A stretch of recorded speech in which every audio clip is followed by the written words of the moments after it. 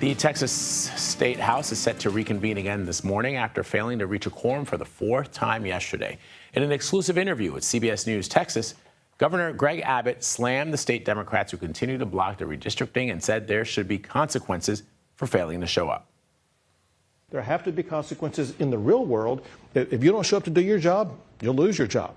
Same thing should happen with regard to Texas House members. If they don't show up to do their job, they should lose their job. I'm seeking to vacate them or remove them from office because they were refusing to show up and do their job.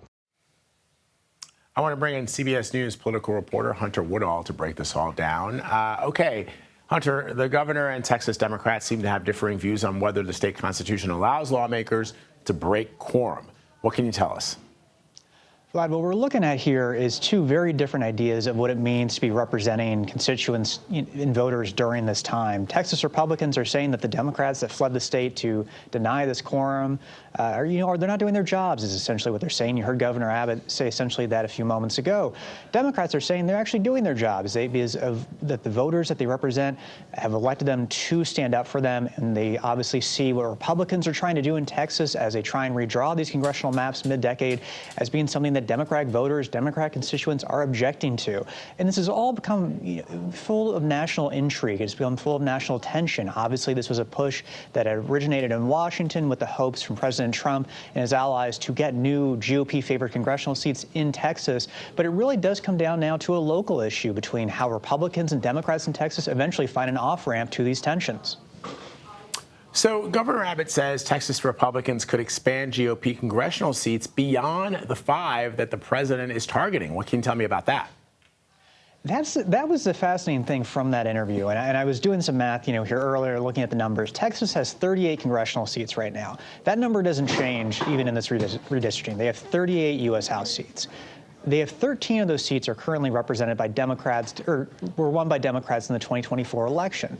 Now, they're already saying they're going to redraw 5 of those 13 seats to favor Republicans.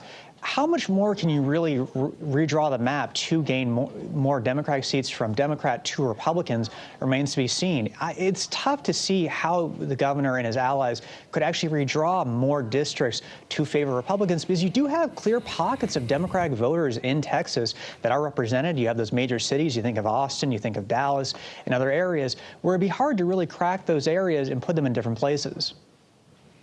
Other states are trying to follow suit, as you know, Hunter, and redraw their congressional maps. Will those be successful, or does it depend on who's in control of the state governments?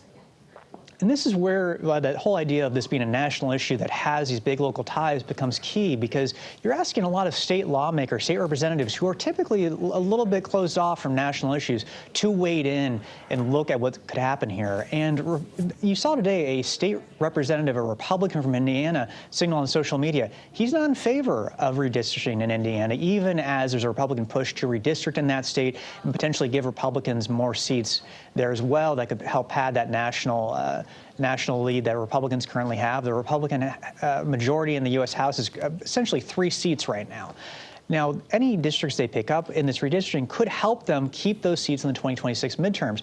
But again, it's a major issue, and you think Missouri could redistrict. That's a Republican-led state with Democratic districts.